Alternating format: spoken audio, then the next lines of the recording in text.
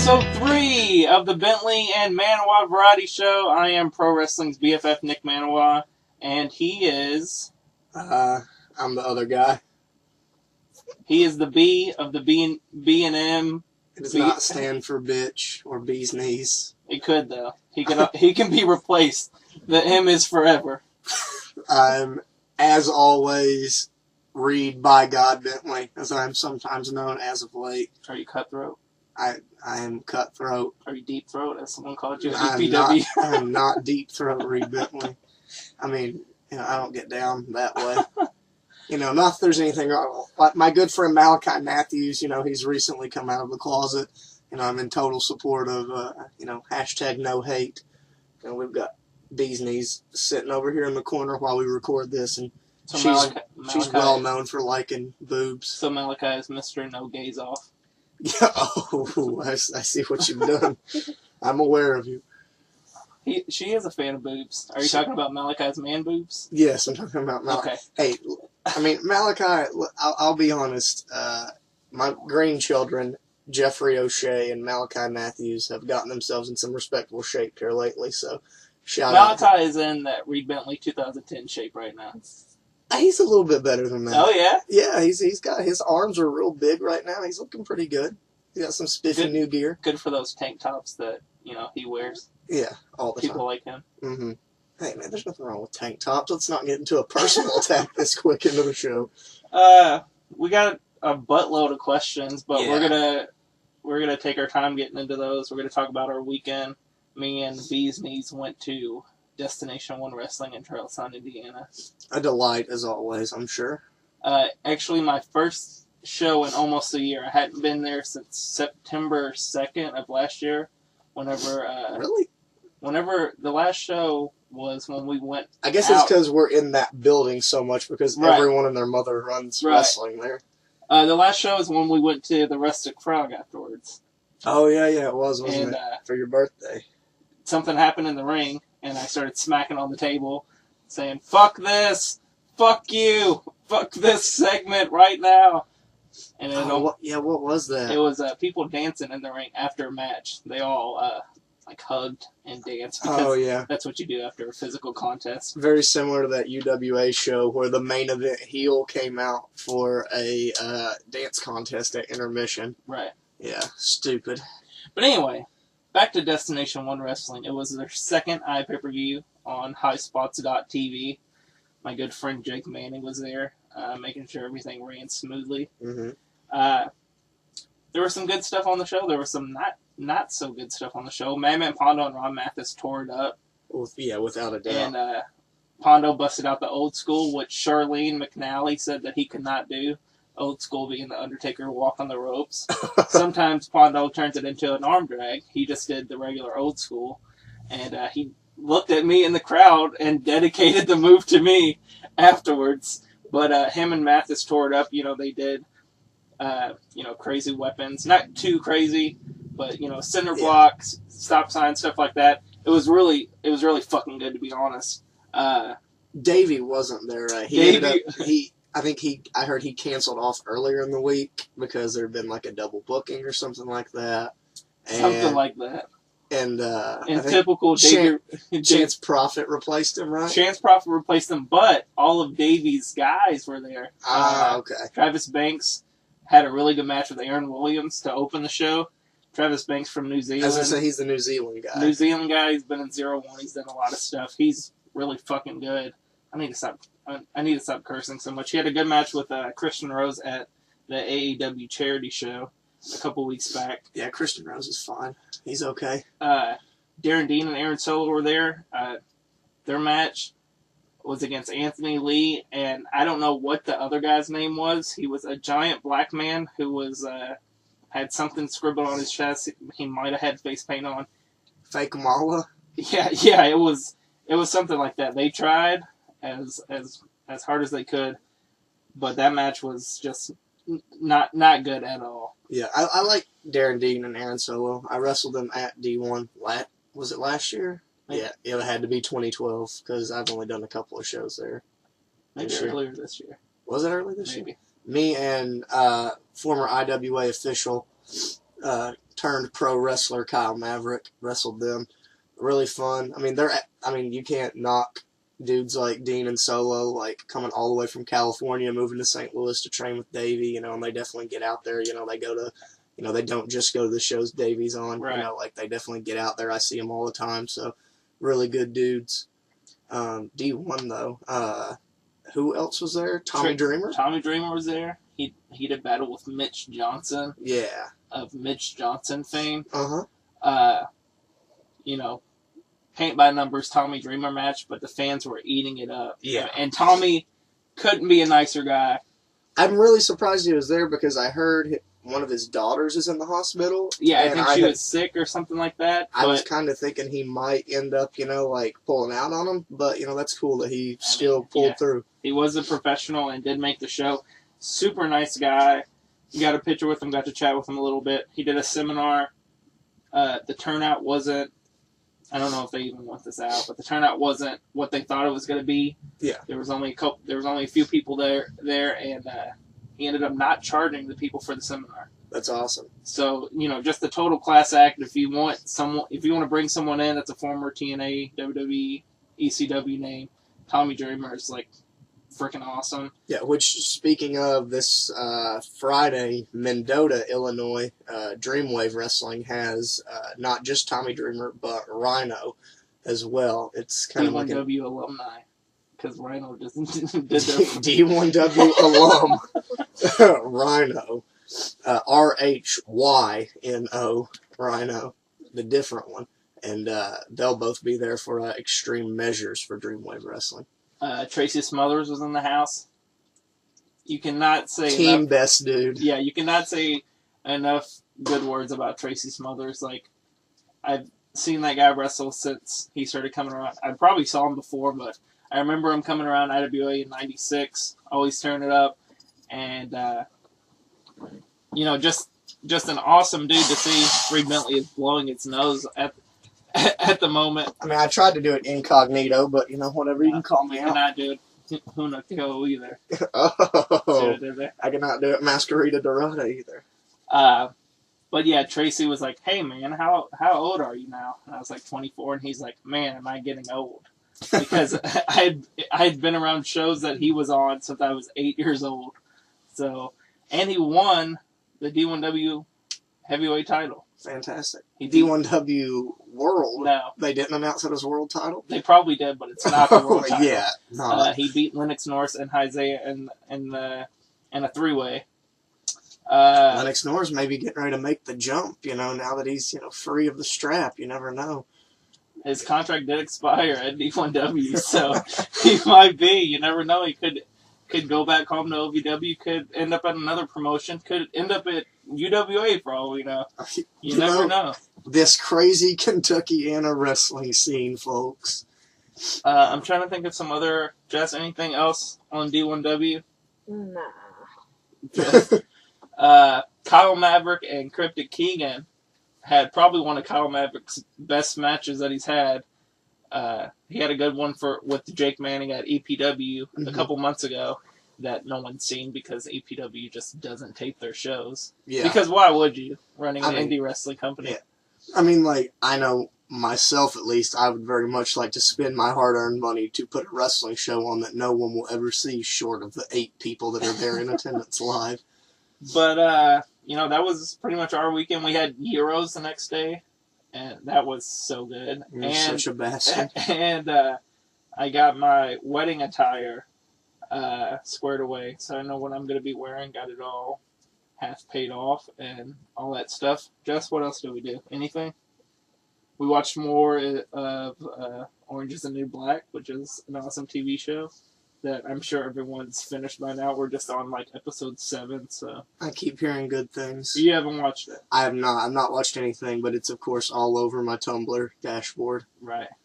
My weekend, as far as it was all Dreamwave, pretty much. We did EPW on Thursday, which was the start of it. I then drove to... You stayed undefeated at EPW against Jordan Cage. This is true. I'm now 4-0 at the illustrious EP Dub.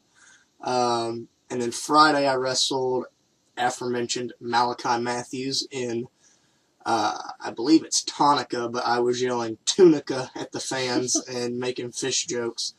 And it was fun. It was a good little match. I see what you did there. Yeah, Tunica. Yeah. And I got on the mic and pulled out all the Memphis wrestling I could.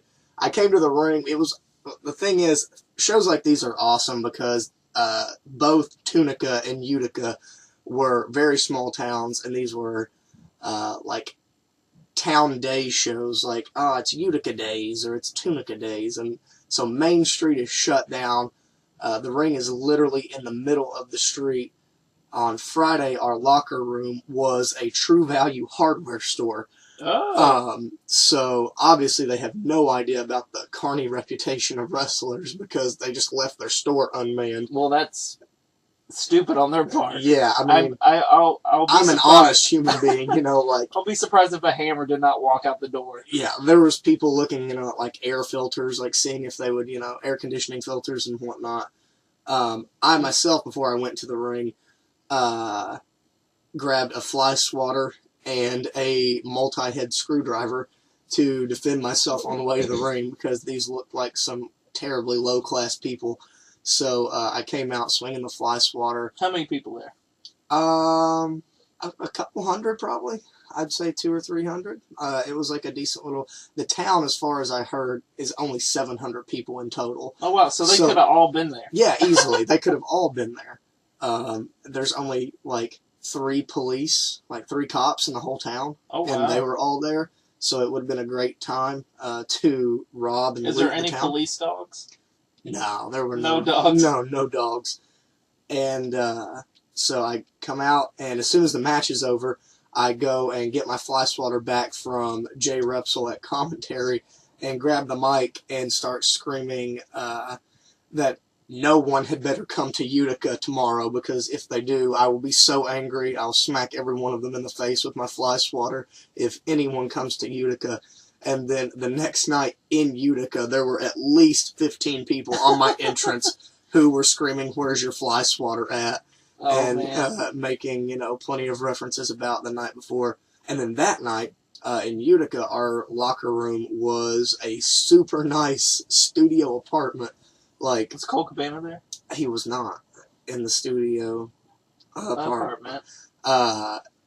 It was, I guess apparently what happened in Utica is the whole town got, laid to waste by a tornado. Oh, really? And everything's been rebuilt, so, the town's super nice now. The guy that hired us to come in for the festival, he owns a bar that has the studio apartment above it. He let us use that as his locker room. It was super nice, a bed, recliners, a bathroom that was almost as big as the rest of the apartment. It was, wow. so nice. So it was really awesome of him. Apparently, we more than did our job, and we've already been asked back for next year. Dreamwave Wrestling has.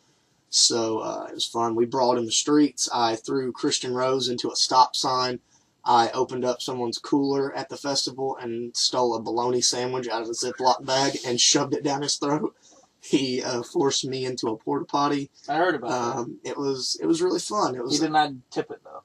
He didn't. If he would have tipped it, our friendship would have immediately. It would have been eradicated. So it was definitely a good weekend. Maybe next time in that town, wrestle Malachi Matthews, put him in the porta potty. Tip it. Yes, we can tip it over. Well, we can't. What with his recent announcement that could be misconstrued as a hate crime. Yes, donut. And that was pretty much my weekend. I don't honestly even recall. I slept most of Sunday. Which is rare. Yeah, I do not sleep, so that was very nice. That was pretty much it. Kick-Ass 2? No, I was going to go watch Kick-Ass 2, and unfortunately, the town that Christian Rose and Matthew Thaddeus Cage live in, Robinson, Illinois, has a 5-showing theater, and a 5-movie showing theater, and Kick-Ass 2 was not one of them. Not one of the 5s? No, it was Plains 3D. Bridges of Madison County? Yeah. Elizabethtown, Sweet Home, Alabama. The Notebook, which Cage and Rose had requested again. Yeah. And, also, funny story of my weekend at least, was we had a press conference for Dreamwave Wrestling on Saturday, hyping the Mendota show with Rhino and Tommy Dreamer I was just talking about. So we went to Mendota at like 10:30 in the morning Saturday. And it was a decent little turnout. I don't know how many people are in that town, but some people showed up, came to ask us questions, like, and it basically turned into the Reed Bentley and Matt Cage Attack What Fans Are There show. There was some, apparently, as we were told, over-the-line comments about some of the fans there, because we started calling this one girl Bootleg Anne Frank.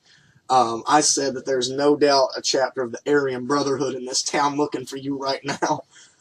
Matt Cage told her to go get back in the attic. That's you're offending me, and I don't get offended. That is over the line. You're TNA crossing the line right now. Oh, I don't want to ever be that. I don't want to ever be that. Well, see, the thing is, this woman, one of Alex Castle's better quotes ever, was, I've got a question for Anne Frank over here, as she's been called. First of all, how dare you wear socks with sandals? What are you doing? And pointed out that this woman was wearing leather. Yes. And I was confused by your wording. Yeah. I thought I got you now. And she immediately responded with a garbled response. How do you respond if everyone can look and see that she's wearing sandals with socks? She says, first of all, it's none of your business, and second of all, these are my body. These are my body, was her response. And she pulls her sandal off, and then proceeds to pull her very Socko-esque looking sock off, and put it on her arm like Mr. Socko. And went after him. No, she stayed in her seat. But we started pointing out how dirty it was. Like, it looked like she was walking around. These socks had never been washed. You're just adding insult to injury now. You'd already called her out for looking like Anne Frank. And then you called her out for her socks and sandals. And now you're like, oh, look at that sock that we already called out. It's dirty. Yeah, she started, sock puppeting with it. And then she continued to come up to us after the press conference when we were all signing posters and autographs. And, I made some comment to her. I threatened to beat her physically. I had my chair in my hand because she was coming way too close to me. And she said, well, you haven't even seen the Satanic cult in town yet. And she's probably the founding member, and you guys fucked up. Well, we responded with, oh, you guys worship Satan. And Satin. They're a big fan of Satin. Yeah, she's a big fan of Satin. And she said, no, actually, this look I'm wearing today is goth. And this is fake. You're fucking making it up. I grabbed the microphone, even though the press conference was over, and screamed goth, just making its way to Mendota here in 2013. She's like those blogs on Tumblr that post goth after just random pictures. Yeah, or like metal, Right. Yeah, it's just soft grunge. Yeah, she was staying very metal that day. She was fucking YOLO swag soft grunge. So I just want to send my condolences to everyone that was at that press conference on the stage addressing Anne Frank, because they're all gonna die this weekend in Mendota because she's going to come back with her cult and with pitchforks, and she's going to kill every single one of you. So I'll be looking for a new B for the Bentley and Maniwa variety show. Alex Castle is gone. Who else? Matt Cage. So the Daywalkers are dead, literally. Vic Capri was there with us. Yeah, he's guilty by association. Yeah, he was very much guilty by association. It was basically me, Vic, and Matt Cage curled up, like, on the end of the table, dying, laughing at, like, all these ridiculous things. That's absurd. Cage then goes into the audience with the microphone and starts asking them questions because they weren't asking questions, and it goes up to one guy, and he says, I don't have any questions for you. I've got a question for Not So Great Muda over here, and points out Chris Castro, to which I just threw my chair and got up and wanted to leave. The guy said that? He called Chris Castro the Not So Great Muda. I've only seen him Well, Yeah. see, when he started out at Dreamwave, he had this like very Muda-esque face paint, and he was like doing so the guy knows who he is, I guess. Yeah. Okay. It's like he did like a Samoan gimmick. For Right. a Okay. minute. I remember seeing pictures of that. I didn't realize that was the same guy. Yeah. That's Castro, who also shout out to Chris Castro, has dropped like 30 pounds in a month and is looking like super good. He's looking real slim and trim. Is he? Yeah, he's looking real good. I guess he kind of had like a Samoa Joe build before. A little bit. He kind of still does. He kind of has like good Samoa Joe build. Right, You know, like gotcha. yeah, like 04. like 04, 05 Samoa. Right. Yeah, and when he cared. Yeah, and I'm sorry, Samoa Joe. that was Reed Bentley saying that. No, that was Nick Maniwa. Actually, that was Just Beats Me saying it. Yeah, you can find her at. Never mind, I'm not going to say their address. And but yeah, I guess he's doing like a weight loss competition or something. He's up to like I think the competition is for $50,000 or something like that. And I think it ends in October. He was telling me when we were having Intercontinental Title Championship ladder match breakfast. So yeah, good job, Chris Castro. You're looking like $1 million, man. Kudos to you, man. But yeah, it was ridiculous. I could honestly go on. There were so many inside jokes worked in.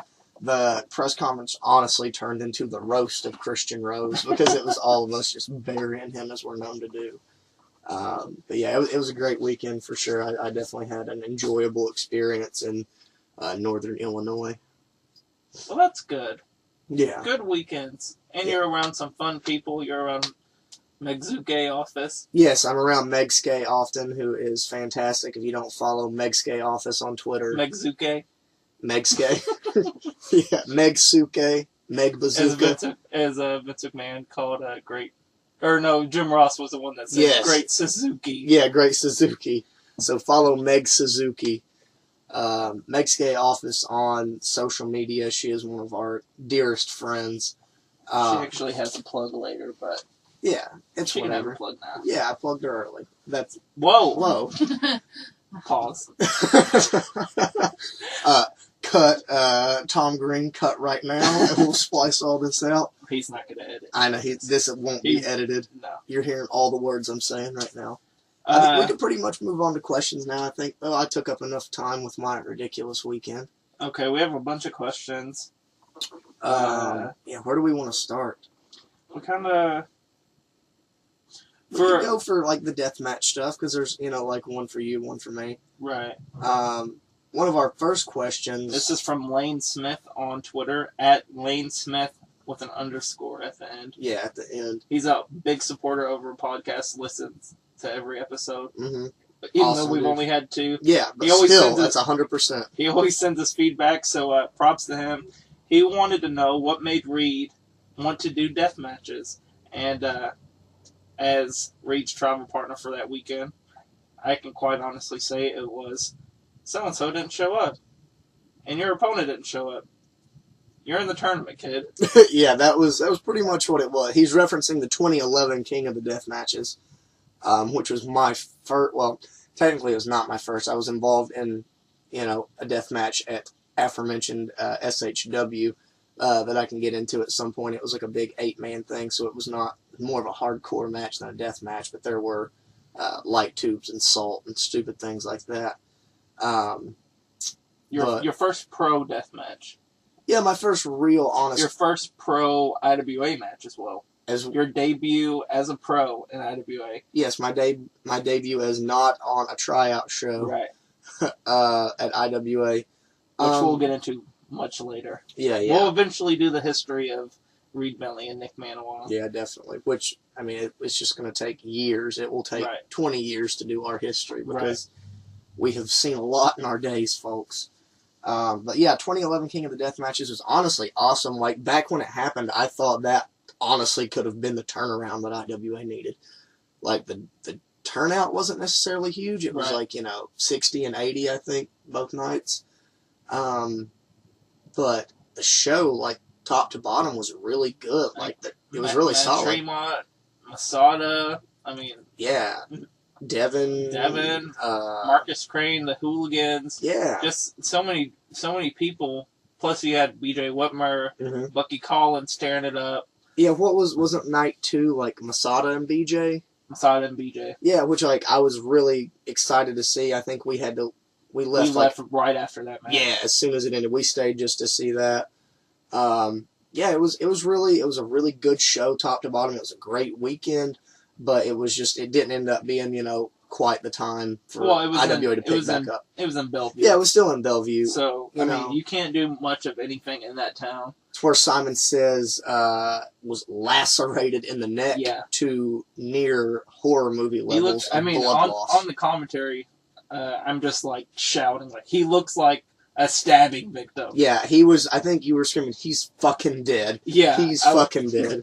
It was insane. And he kept going. He put on like a really good match with Damian Payne, who was making his IWA debut. Who was that was his first foray into death matches, I think, and he's continued, or he might have had a couple before that, but that was kind of his like. He's done like Carnage Cup since then. He's in the one coming up. Yeah, that's coming up. But a funny moment is I'm walking to the back, I'm doing commentary, trying to get notes, trying to get a lineup probably, and BJ Whitmer's hanging out, and he's like, "Whoa, what's Bentley doing?" And I just nonchalantly say, "Oh, he's in the table match." He's like, "What?" I was like, "He's doing the tables match with Mondo, Rory Mondo," and he was like, "Bentley's in the tournament," and I was like, "Yeah." And he just turns and looks at me and, "What the fuck? Reed Bentley in the king of the death matches? Okay." He was just blown away. And after Bentley's match, he crawled to the locker room, and on the DVD you can see BJ Whitmer giving him a standing ovation. Let's talk about your first foray into first wrestling Rory Mondo, who had never worked IWA before. No. And into professional death matching. It was the first time I had met Mondo. But I'd seen a little bit of his stuff at CZW. And this was like when Mondo was still kind of rusty. He was like still kind of like not kind of. Yeah, it was like he was super green at that point.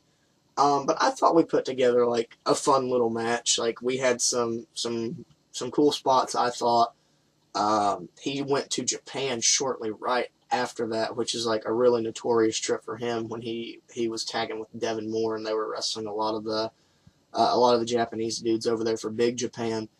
So it was, I was green myself. Like I'd only been wrestling for, a year and a half at that point, and you couldn't even really call it a year and a half because that was right when I started doing good shows was the end of 2011. Everything before that was just, might as well have been backyard wrestling, just in front of paying fans. Right. But yeah, it was really fun for me.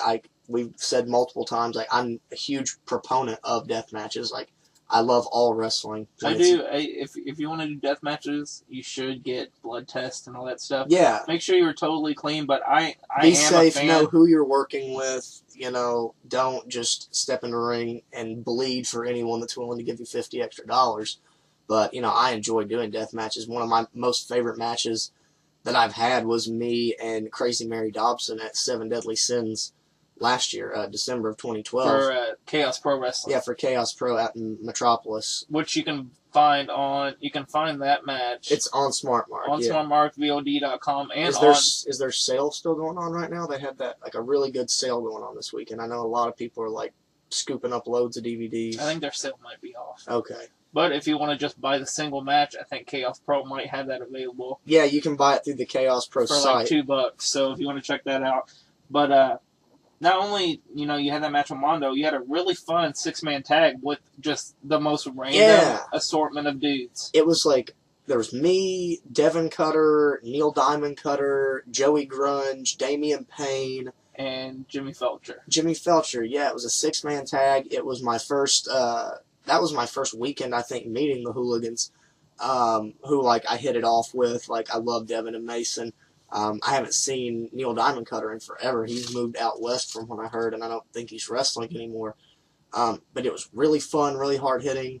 It only went like 8 to 10 minutes. Yeah, but it was a sprint, but it was super solid. Neil Diamond jumped off this sketchy-ass fucking, what was it, a scaffold or something? Yeah, like a huge painter's scaffold. It was like chained to the wall or something. Yeah, you've got to imagine if you've ever watched any of the shows from that time period of IWA, you can see it leaning against the wall back there. Like every show. Yeah, and it's literally leaning. It's on two wheels, and it's as tall almost as this gymnasium. So you got to think it was, what, 15 at least 15 feet up in the air. Plus you put him on top of it. Yeah, and then he dove off with the prettiest, most, effortless crossbody.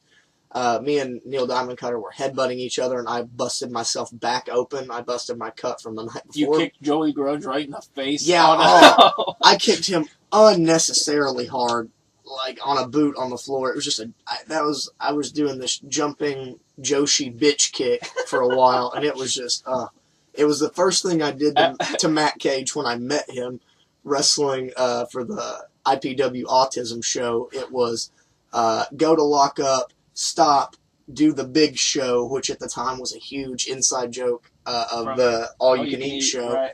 And this was the first time I'd met, actually today, the day we're recording this, 8/27, is the 2-year anniversary of that show, of when I met Matt Cage and Alex Kassius. Which has never been released commercially on DVD. Ever. There's a fan cam and one hard cam shot that just came out like 3 or 4 months ago. Yeah. So happy friendiversary, Kentucky Buffet. Yeah, I had met Matt Cage before. I had never met Alex Castle, because that was our first time meeting him too. I had never met Alex Castle, and I had became better friends with Matt Cage since the first time I had met him in Litchfield, Illinois, for IWA Mid-South. He tagged with Blake Steele. Who is, yeah.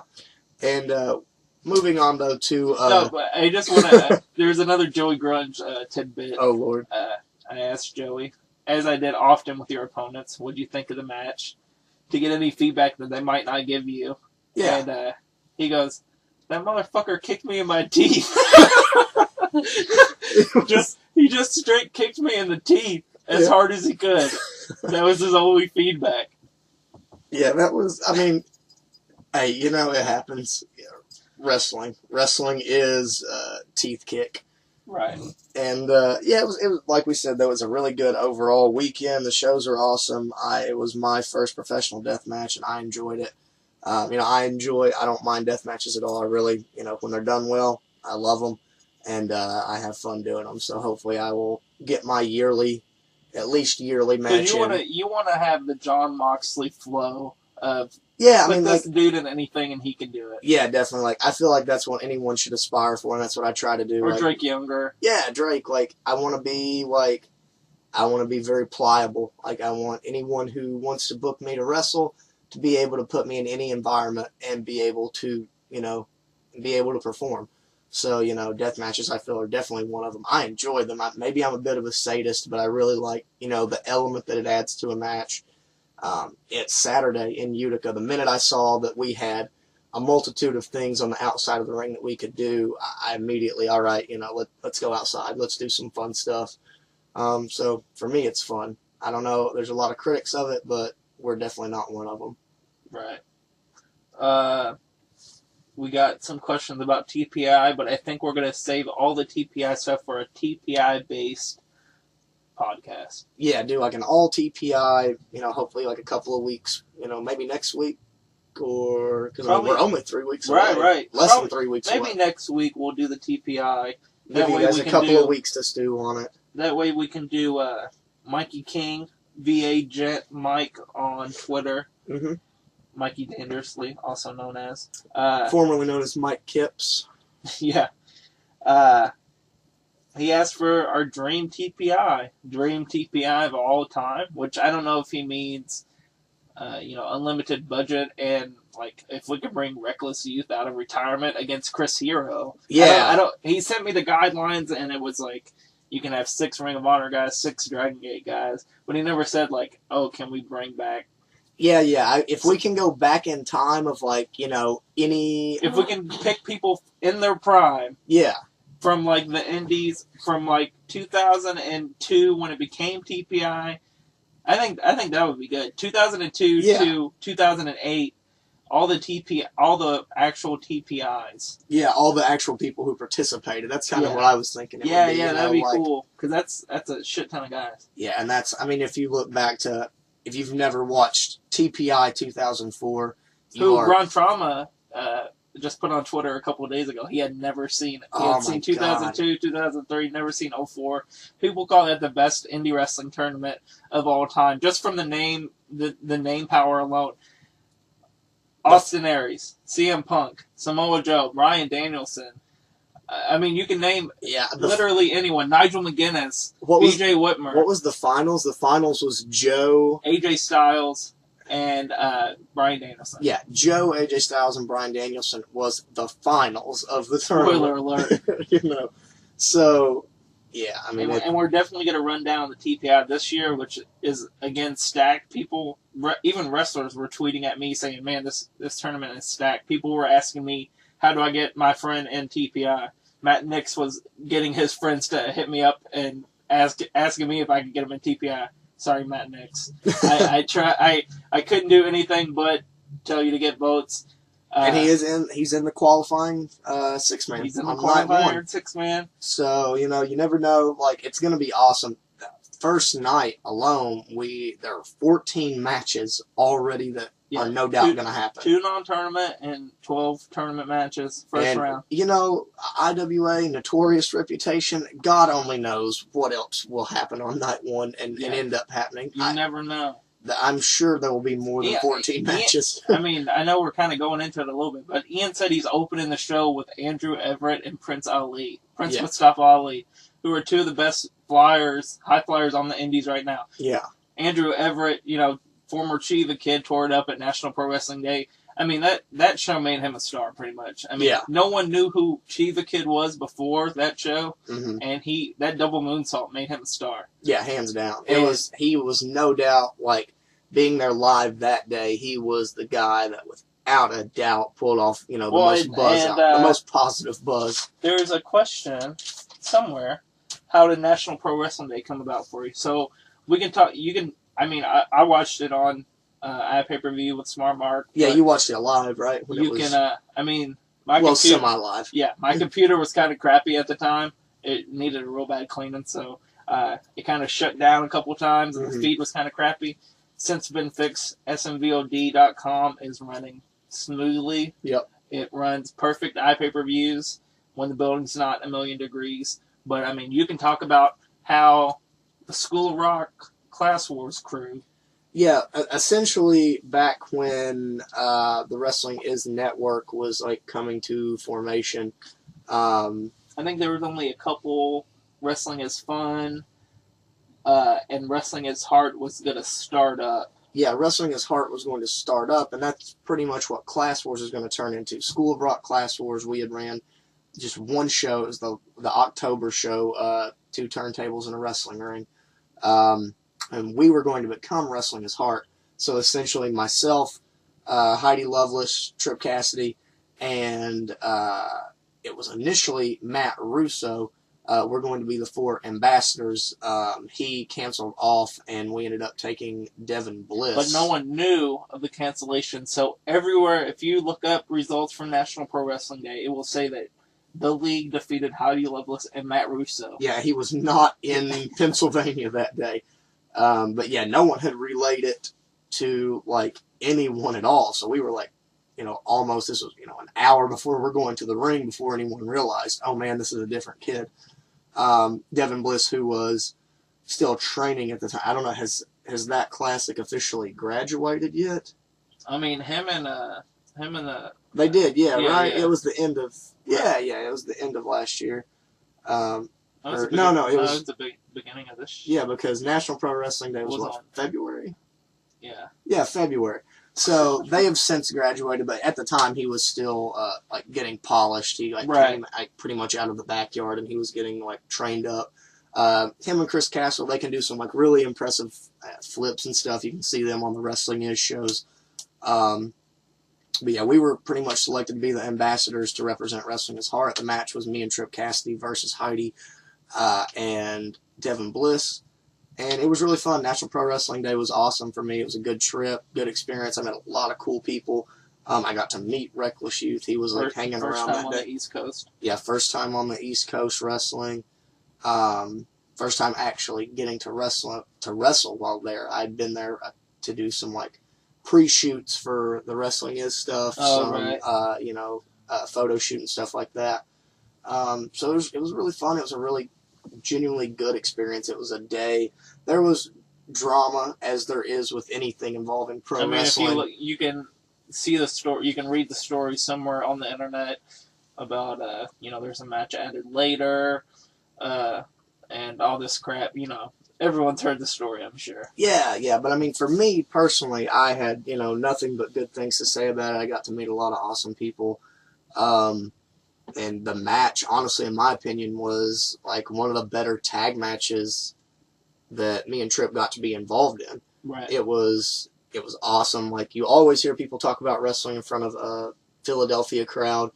And they're ruthless. They're crazy. Yeah, they were. They were electric. They were really excited. The venue, it was an armory, and it's one of those perfect wrestling buildings. Right. Like, especially if you like jam a crowd in there, it's great. Like, and the crazy thing about that is, besides parking, it was free admission. Yeah. Which is mind blowing in 2013. I mean, I think parking was $10. I think, yeah, So, and that was and that was it. Otherwise you got to come in and see. You could literally pay $10 for nothing if you wanted to. Yeah. If you didn't leave, if your car didn't leave the parking lot, you could have paid $10 and saw two straight shows. And as far as I know, it's happening again in 2014. It's supposed to. It's scheduled to happen. So that was when Class Wars became Wrestling Is Heart and all that jazz. And Class Wars died a terrible death. So it was right, when all that stuff happened. National Pro Wrestling Day was very much fun. Definitely a good experience for me.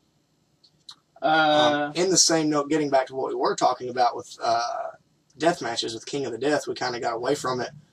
You had a question also from Lane Smith _ that was what was King of the Death matches 03 like for you that whole weekend? That weekend was crazy because it was the East Coast bus trip, and you had fans from the East Coast, from CZW, coming to support their guys against IWA. It's when CZW and IWA were kind of feuding at the time. Yeah. Nick Gage was in, yada yada. Homicide came in. I don't know if he was really CZW. Sanjay came in.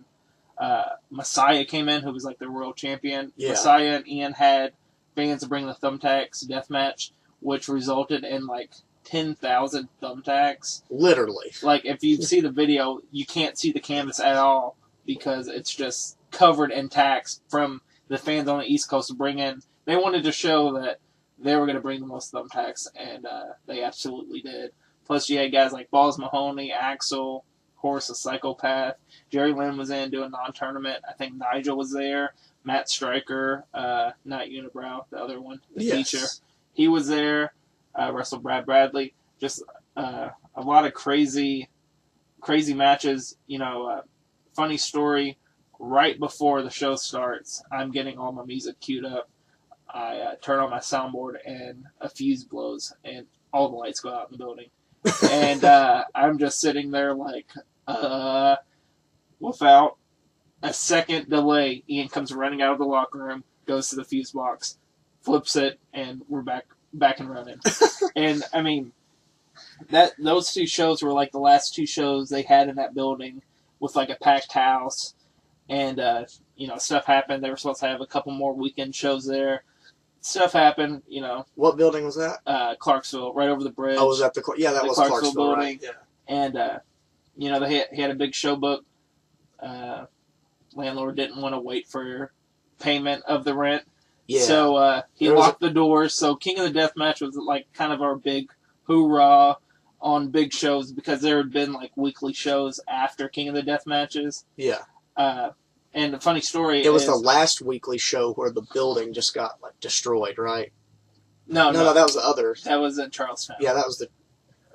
No, I thought the one Clarksville building got like torn down, like the with the locker rooms and everything. No, what had happened was myself, Jim Fannin, our friend Shayna, who Jim was dating at the time, my friend Danny, IWA Security, and his kids went over there to set up the chairs, and we were gonna just play around in the ring and tape pretty much backyard in the ring. Do a ring rental for free, pretty much.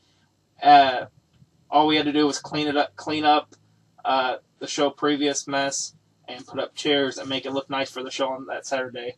That was on a day that I had school, because the next day, after bumming around in the ring, I did not want to walk up the stairs at school, and actually went to school.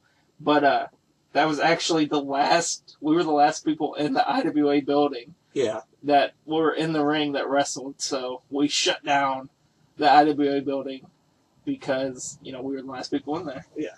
And that was the Clarksville? That was the Clarksville one, right over the bridge, the 2nd Street Bridge. Yeah. Which building was it that Punk and Hero went balls out in? That was the Charlestown building. That was Charlestown? Yeah. Okay. The last show there, they were trying to pull the... Punk said on his DVD, he's trying to pull the rafters down. And they went through all the drywall. I mean, that building was falling apart anyway, but they went through all the drywall and stuff like that. And that was due to improper fire codes. Improper, and it, we ran shows outside of Charlestown for a long time to raise money for fire doors. We put the doors in, and people were still calling the zoning board, oh, they're doing this and this and this. And then, they finally got them pretty much, and screwed them out of that building after putting in, these fire doors that cost like $10,000. Yeah. That building, got kicked out. Yeah. Unfortunate because there was like a lot of super good wrestling history in that building. So it does still stand to this day. Yeah. But and there's nothing in there's tractors. Right. Next on the list of, right after that question, I think we're both going to be on the same page for this one, is a F, Marry, Kill submitted to us with... From GK, Chris Ayers. Yes, from GK, Chris Ayers. GK Sold Out. All of these people in their modern day states, Sonny, Missy Hyatt, and Linda Hogan for... intercourse, marry, kill. Right. I, as soon as I saw this tweet, immediately knew mine. I think we were right on the same. Yeah, I would definitely have intercourse, as it's known, with Sonny, hands down. Why wouldn't you? Yeah. She was the most downloaded woman in AOL, and who hasn't? Yeah, like, hands down, I don't care what happens. She'll always be, she'll always be Sunny. She'll always be... She's the click chick. Yeah, sultry fox. Marry Linda Hogan for all that crazy divorce money. And, I'm sorry, Missy Hyatt, you would have to be the one. Speaking of crazy, you'd have to kill Missy Hyatt. Yes, that would be my fuck, marry, kill. And that's exactly what mine would be. Because, I obviously grew up on Sunny. Linda Hogan obviously has all the money, and Missy Hyatt's just crazy. There's a story about her on a CM Punk shoot interview where she's like crazy with Post-it notes or something. She had Post-it notes everywhere. Yeah, not crazy with foam fingers as Miley Cyrus was. Miley Cyrus. We were told not to talk about that, but let's talk about the VMAs a little bit to make it that's more current events, world friendly, not just you wrestling fans, so anyone can join in. Man, watching it live, it was cunt to the wall because she was going crazy. I mean, I was entertained, like that's what it was for. Like Beetlejuice liked it. Yeah, Beetlejuice liked it. He was there, in full suit outfit. I was so angry that Blurred Lines did not win all the awards because this was the VMAs, the Video Music Awards. And that is the best music video of all time, folks, if you've not seen it. Well, the uncensored one is. The uncensored version. The censored one's not as good. Yeah, but the brunette in that video, apparently Marcus Crane's cousin is in some form of business, and his stylist or designer, whoever it is, knows that girl. So if you somehow, through the grapevine, through Marcus Crane, of all people, hear this brunette girl from Blurred Lines video, I'm here. I'm sure that's how she likes to be addressed. Hey, brunette girl from that music video, come be with me. Yeah, it was. So yeah, I was angry that Blurred Lines didn't win because it's the best. The VMAs. What else was on there? Kanye Killed it. Blood on the Leaves was like it was my favorite song off of Yeezus. That and Bound to, so I'm glad that was the performance. He killed it. I like the imagery in that where it was like he wasn't lit and like the background. Was yeah. Yeah, I thought that was like super cool. What else just happened on? I didn't see the Katy Perry thing. Was that cool? I heard she had like a boxing ring or something. She's kind of going back to like old style Katy Perry. Like I'm playing Warped Tour and I'm like a punk girl Katy Perry. So like the video she was putting out, like there was a coffin that had her little candy bra spinners on it. Like she's kind of killing off. Yeah, she's killing that gimmick. Yeah, I had to get ready for work, so I didn't see that. What else? Oh, fucking NSYNC, man. Yeah, JT and NSYNC. I mean, it was like 15 seconds, but still, like, how awesome was that? Until JC Chazé tried to upstage Justin Timberlake right at the end and get the last note, and then JT was, surprise, motherfucker, I've got 2 more songs. Right. Ryan Gosling, like, thanks to Tumblr, of course, I saw Ryan Gosling going balls to the wall down in the front when they were doing the Bye Bye Bye dance, and perfectly in sync. Everyone was going crazy. I made a joke that, they came up the stage and then they went back down. Yeah. And I said, NSYNC's gonna go under the stage and not be seen for another 10 years. Yeah. And someone got real mad. And then I also said they're gonna go eat the best buffet of fish heads that money can buy because none of them have regular work besides Justin Timberlake. I'm sure they do. Yeah, Joey Fatone hosts shows. He's on a game show thing, and Lance Bass was like trying to go to space and stuff. Yeah. Chris Kirkpatrick was kind of pissed off because he took off his 8-hour shift at Olive Garden. And just for that 15-second performance. That's straight from Tumblr. We're not taking credit for that one. But I died at that. Yeah, it absolutely killed me. What else was on there? What was it? I literally just had it in my head. NSYNC happened. Kanye West happened. Miley was crazy. Lady Gaga had that crazy. Yeah, Lady Gaga's butt. Lady Gaga, you're looking real good. Also, shout out to Lady Gaga. I don't know if you know this, but One Direction won an award, and fans were like booing. Yeah. And Lady Gaga was like, "What?"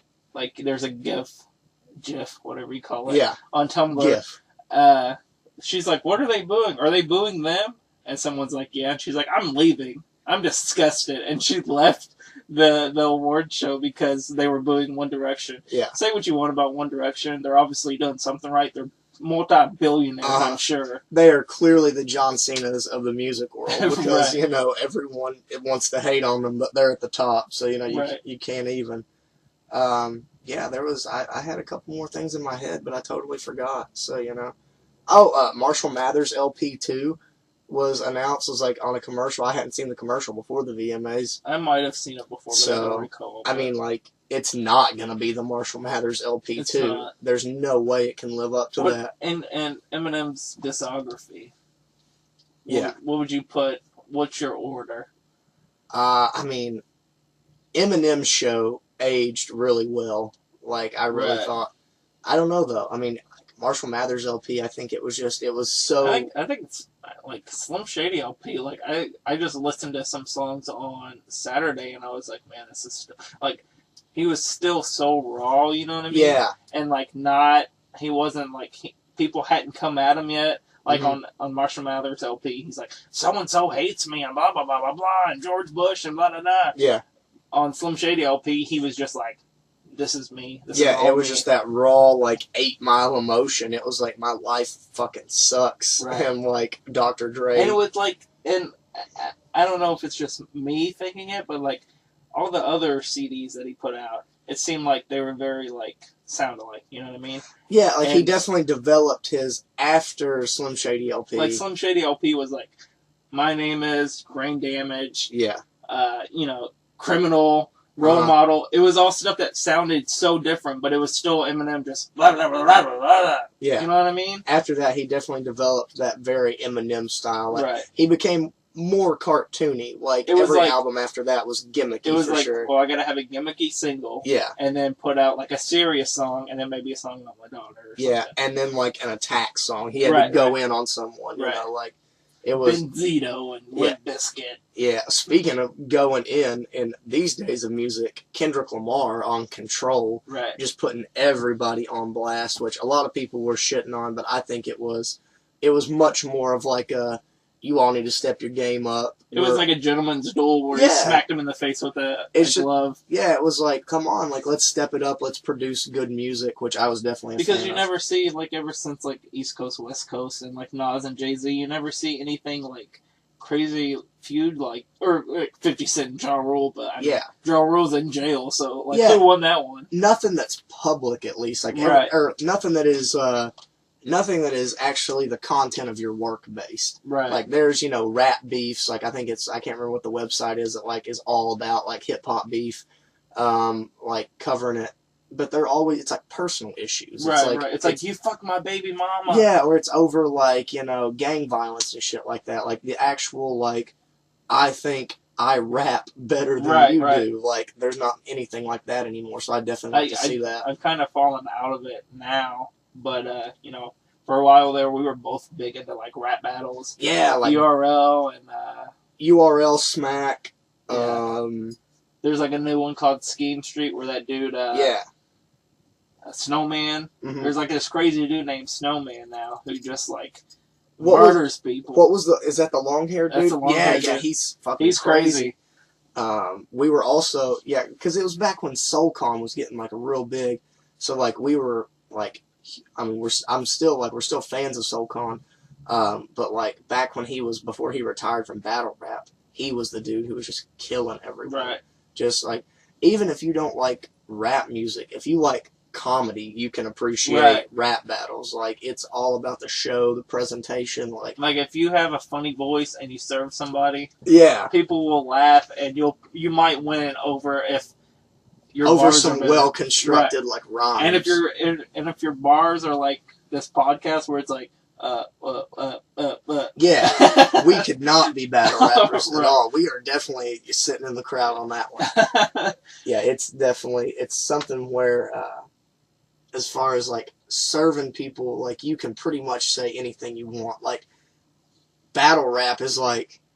Battle rap is one of the few things where I've seen people get away with some very talk about fucking kids. Like really over the line like shit. Just totally like absurd. Like, I'm gonna kill your mother. And then hats off to battle rappers for having thick skin and realizing that it's all a show. And then they all like handshake afterwards. Yeah, like yo, that was dope. I've never once seen like an end of a rap battle video where dude just not the good ones. Yeah, not like professional. I'm sure there's like SHW rap battles.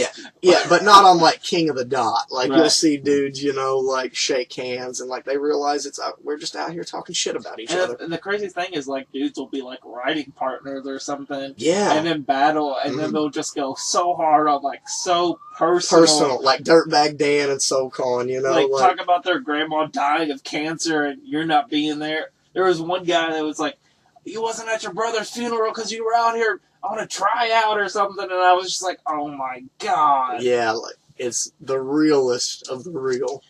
So, what are we gonna wrap this up with? You want no, pun intended or not? What are you gonna wrap this up with? Don DeMarco. Shout out to Emil J on Twitter. You can follow him at Guapo Emil J. He's a good battle rap. He's a big battle rap fan, and he's a good dude. Team best dude.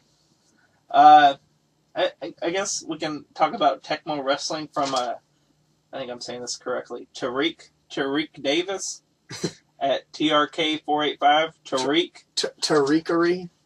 Trim Davis? I think it's Tariq. Tariq? He wants us to talk about Tecmo Wrestling for the Nintendo. Did you ever play that? I did. I think I still have my copy I still have a copy of it as well. Yeah. I don't have a Nintendo, but yeah, it's one of those games where I have like, I don't know, I'm a huge pack rat, and like you've obviously seen my ridiculous like collection of retro gaming stuff. Right. But like in the thousands of times that I've moved in my life, I think it might have been one of those like games that got out of the case. Right. Like I still have the case that says Tecmo Wrestling, but I don't have the actual game. Right. I don't think.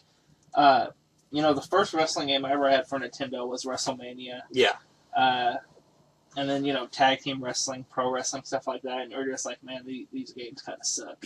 Natsume Pro Wrestling was like... I might have had that one, too. I don't it was very, like, Street Fighter-esque. Oh, okay. It was a wrestling game, but dudes looked like Zangief and shit. It was... Right. But I don't even know how I got Tecmo Wrestling. I probably just saw it on the shelf at, like, a pawn shop or something and was like, oh, wrestling, I'm going to buy this. Mm-hmm. But, like, that blew my mind when I put it in. Yeah.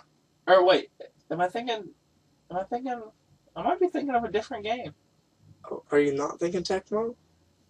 What else was there? What else was there on NES? Tecmo? Did Tecmo have the cut screens? I think so. Yeah. And like the back brain kick and stuff like that. Yeah. Okay. I was thinking like for some reason when I said Tecmo, I was thinking like their crappy football game and how it was like yeah. So I was thinking like their wrestling game would be like that, but I don't know.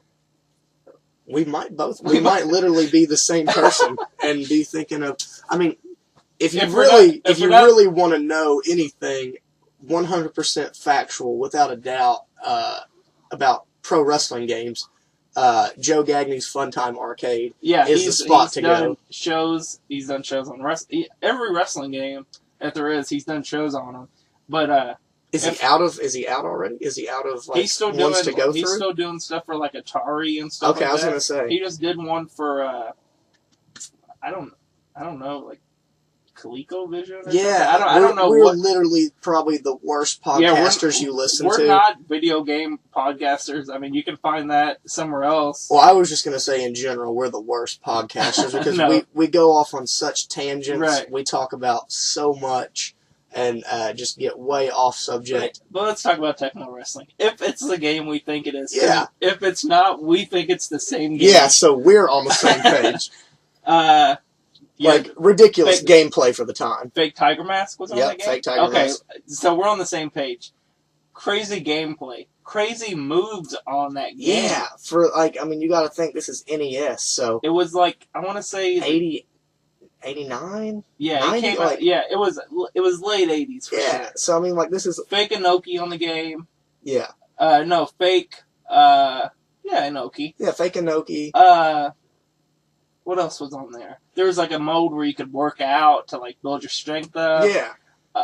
It wasn't just like a wrestling game. It was one of the first like attempts at like an all around like right. It wasn't like build your character. Right. It wasn't like WrestleMania where it was like kick, punch, body slam. Yeah. And pieces of meat flying on the screen or whatever. It was like an actual. There was a commentator. There was a referee. Yeah. There was German suplexes, back brain kicks, power bombs, pile drivers. Yeah, and didn't the ref have the little, like, he would have, like, thought bubbles and shit? Like, not even thought bubbles, but, like, count bubbles? Yeah! And the commentary. There's commentary at the bottom. Yeah. Too. So, we are... If that's not the game. Yeah, if that's not the game... Whenever you guys listen to this, respond to us and let us know what game we're thinking of. Because we're on the same page. Yes, we're comfortable with it. But if you want to, tweet at us and tell us how stupid we are. Actually, after we get done recording, we'll go to youtube.com/Mike and Tom Present. Yeah. Which is where you can find all the Joe Gagney Funtime Arcade. If you don't follow them or watch those videos, you're fucking up, honestly. Yeah, they're really interesting. If you want to know anything about retro gaming, about any wrestling game that you know of, he's probably done a video about it. Yeah, WrestleFest. If you want to compliment the editing on the Funtime Arcades, that would be because of our good friend at WrestleFolks, Tom Green. Yeah, Tom Green edits all those videos and stuff. He is the man. Yeah. All around. I think we're going to wrap it up here. We do have a couple questions that we didn't get to. We're already at an hour and 4 here, so there are a couple of questions. Yeah, let's knock like a last couple out and kind of we always go like 1:15. Some of these are kind of like best feud and storyline we've seen live, so those are like stuff that it would take way too long. I mean, Road Food, Mauve, I don't know the numbers at the end. Well, as far as road food goes, I guess the one good story I could tell would be 2 Cookie Dough. On the way to taking Chris Hero to a seminar for the School of Rock, he was staying in Louisville, so I was, of course, going to go up and partake. Myself, Nick Maniwa, Jess Beesneys, we went and picked Hero up, and we're driving to the School of Rock, and Hero wanted to get food before the seminar, and we had settled on Subway, you know, something good and healthy and normal to eat before you go and work out in the heat. I think he was also looking for Chick-fil-A as well. Yeah, and then this was pre We Hate Gays Chick-fil-A, back when I still consumed their food. Right. And then all of a sudden, Hero saw Culver's, and he was like, "Oh, well, we got to get Culver's. That's what we got to do." And rather than getting something regular, getting like a chicken sandwich, this was way before I had any self-control. I got or in any type of shape. Yeah, I got a like prime rib sandwich or something like that, and then we both got concrete mixers, which are like blizzards, and like I'm ordering, and I'm like, yeah, he wants blah blah blah, and then on my order, I want this prime rib sandwich and a cookie dough concrete mixer, and she's like, 2 cookie dough? No, just the sandwich and one cookie dough mixer. Okay, so you want the sandwich and then two cookie dough, and no, 1 sandwich, 1 concrete mixer, 1 mixer with cookie dough in it. However much is a serving, just 1 ice cream, and we end up getting out there. We get our food. It was, of course, like there was an extra one. Like there was 2 cookie dough mixes. Yeah, there were in fact 2 cookie dough. We ingested all this food, went and worked out in the School of Rock, which is in a like storage unit essentially. No heat, no air conditioning, in the dead of July. It was like probably like June, and it was ridiculous. Had to be at least 100 in there. And I'm not the type. I don't throw up. Like, I'm not the type of person that regurgitates anything because I vomit free since '93. Yeah, vomit free since '93. And I went outside and I did not throw up, but I felt so terrible. I felt like I literally had like a ball of super glue in my stomach. This food was and just this is the guy that he looks up to. Yeah, this was me just absolutely, marking out, getting to sit there and pick Chris Hero's brain for 3 hours. We had already done going up. And now it comes to, all right, let me get in the ring and show him, what I can do. And then, an hour in, I'm like, I gotta go. Like, I go outside and I forced myself to throw up so I would stop feeling bad. And all over the side of the storage unit. And Hero comes outside and tells me a story about when him and Claudio were training with the Villanos. And he got, food poisoning, and he had to sit out, and, Claudio got to do all this cool shit with them. So, it made me feel way better. He's definitely here. Chris Hero, no matter what anybody says about him, is and will always be team best dude for me and Nick Maniwa. And then we we got to pick his brain later. Yeah, even pitching him for gas, which he didn't need to do. At all, yeah. We talked about the, what's the dude's name? Chicago dude who does the viral videos. We talked about the hit the bitch with a mystic. Mr. Shy City. Yeah. We talked about his viral videos, and we watched one. Yeah, hit the bitch with a mystic. So it was with a freeze pop. Oh no! Wait, no. Give the girl a mystic and hit the little kid with a freeze pop. Yeah, that's what it was. So that was the best road food. I mean, like you said, there's a million more we could tell. Shitty hotels, we've seen thousands of them. I've stayed at places without breakfast, which is incredulous. Designated drivers, me and you. Well, I'm always designated driver. I don't drink. You don't drive, Nicholas Maniwa. Right. Jess Beesneys is. She drinks on occasion, but usually Jess Beesneys was the only reason we got home alive. Yeah, because on so many of those trips, especially the Chaos Pro.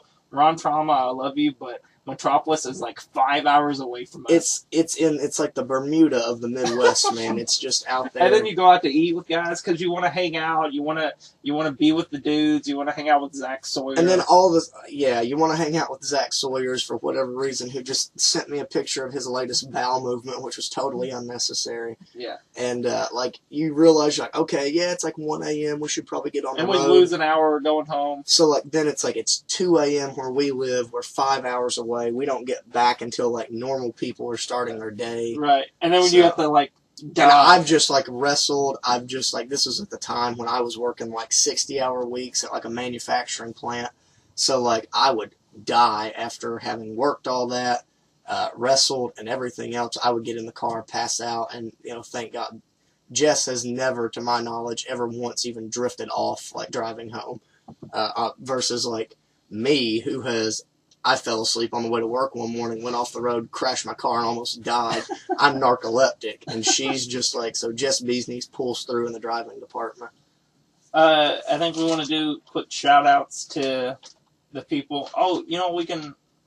What are we at? We're at 110. I think we got 5 minutes of Kentucky State title Dark Priest. Okay, for our good friend Charlie Thomas of the and Lock then family. we'll run our shout-outs Right. real quick. That's pretty much everything else, I think. We missed these, the feud, the best and worst gimmick that we would ever seen. We might do like a write-up thing, like we might put both of ours like on text for that, because that's something really long, like that goes back in all of our wrestling history. Like, I mean, honestly, as far as conclusion to a feud storyline that we didn't like, or best feud and storyline that we've seen played out. For a quick answer, any feud that like I hate you. You're my opponent. I want to see you bleed. And then like a month later, you're feuding with someone else, and then you're like tagging with them, which like sometimes happens on like WWE and stuff. It's just like Randy Orton and Triple H were best friends, and like Randy Orton tried to kill Stephanie McMahon like a couple of years ago or some shit.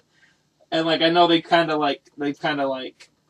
made the story like, you know, we've never seen eye to eye and yada yada yada and stuff like that. But it's still like, really, bro? Like, if you tried to, like, kill my wife, I'm never going to be your friend ever. I mean, whatever. I've tried to kill Jess on that's true. multiple occasions. She's not my wife yet. Not yet. But yeah, which was, side note, it was kind of cool, at least for me, to see all that come, like, full circle. If you think, like, 10 years ago, Evolution was going on, and now, like, they're... Jess Beesneys is just absolutely just giving me some death look right now. I thought you were about to talk nice about us. No, she thought that I was going to say 10 years ago something nice about them, which, no, nothing nice about 10 years ago.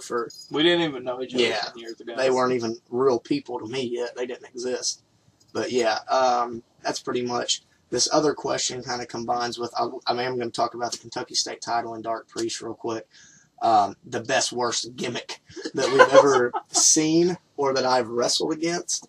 Honestly, that is different. I wrestled for Bobo Brazil Jr. in Austin, Indiana. He used to run these terrible shows in this dilapidated building that was literally falling apart, and the locker room was upstairs with like they had, holes in the floor. Like you could fall through the locker room. The bathroom had an awesome painting. Do you remember the painting in the bathroom? I think you like took a picture of it and tagged me on Facebook or something. Oh no, that was in a gas station on the way back from Austin. Okay. They did have like, and it was like the open area where the concessions were in this building was awesome. There was like pay-per-view posters and figures, but then the actual arena was terrible. I wrestled a guy who was legitimately in his 70s. He had to have been he was maybe 75 years old. Dressed up in a bee costume. Not like I'm a killer bee, from the Fed. Right. But literally like a bee costume that someone would wear at Halloween. Right. And could do nothing. Like he came in. Who was this? I don't remember his name. Like he was just. This is not on your.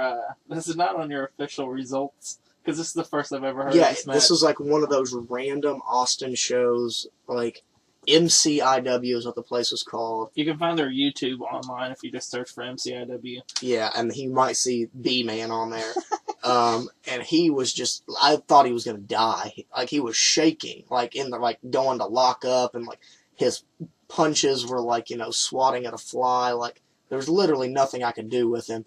And he kept messing stuff up. So at one point, I just got angry and cut him off and hit him real hard.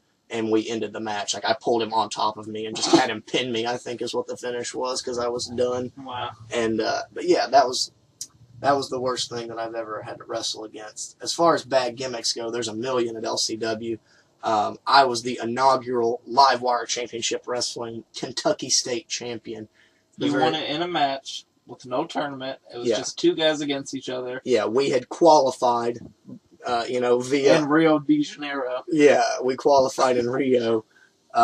Technically, they had been running shows, like I mentioned, I think on the last one, they had been running backyard shows. So this is technically a title that had been defended. Oh, okay. Well before I was involved. But I was the first official champion. The guy that reffed the match, Little Man, who's terrible, wanted to let me know before the match that title had a heck of a history on it. and that he was, you know, a 3-time Kentucky State champion. Well, hot damn.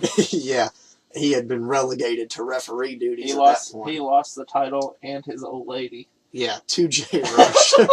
God bless. And it was just, yeah, like he said, there was literally no build. I guess we qualified in our secret Sunday practices, you In know. the Fight Club. Yeah. At the LCW bunker. And it was a match that happened. You won the title. I wore a T-shirt when I wrestled. We'll go in depth because there is a full critique of the match. Oh, did you find it? It's the first Facebook message I've ever sent you. Oh, fantastic! It's all the way down, and it's all the way the first one ever. It's all the way in the archive, so I'll have to search for it. But we'll go more into detail on it. But the one funny, I had never met Reed Bentley before that show. I only knew Cage Cutler was like, "Hey, my buddy's gonna be on the show. His name's Reed Bentley."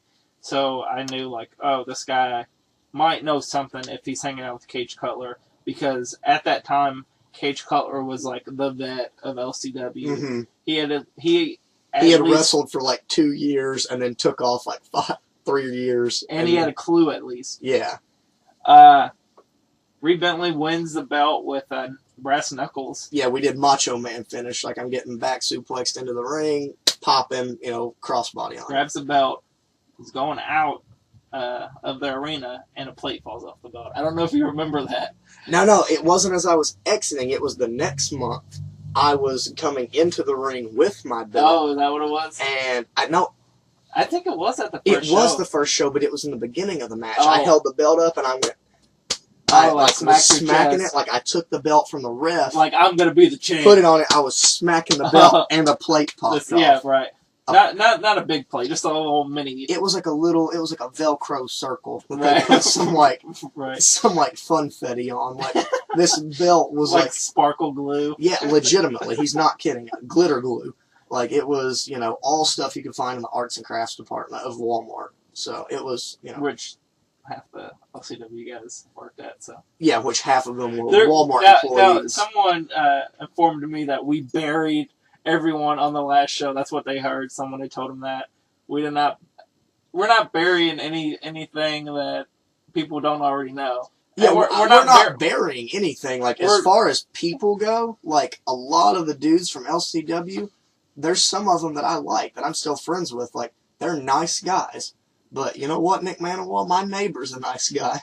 Doesn't mean he belongs in the wrestling business. That's what I've heard. Yeah. That is a quote from Chris Benoit, in case anyone does not know that.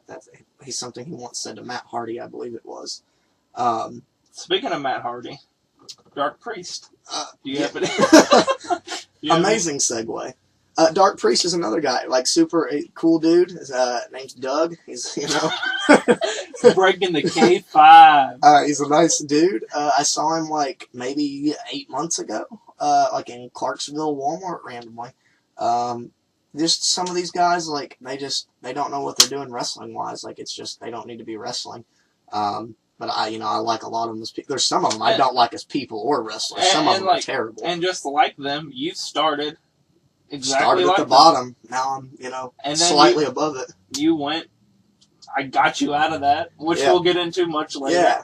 I got you out of that. Got you into Wolfpack Championship Wrestling. Oh man, thank you. And then you furthered your training, got better. Yeah. And you're working. It's what you have to do. Like if you want to make it in wrestling, like that's what everyone has to do. Like any of those dudes, well, not any of them. Some, like Pat Cross, like we mentioned on the last episode, is a guy who, if he wanted to get out, dedicate himself, apply himself, work on getting better, he could and not be getting something. in better shape. His shape is fine. Oh yeah, his shape is totally fine. No matter what he says. Yeah, he's told us that he wants to get in shape and then he'll make a run at it. If I would have waited to get in shape before I did anything in wrestling, I still wouldn't be doing anything right now because I'm still really not in that great of shape.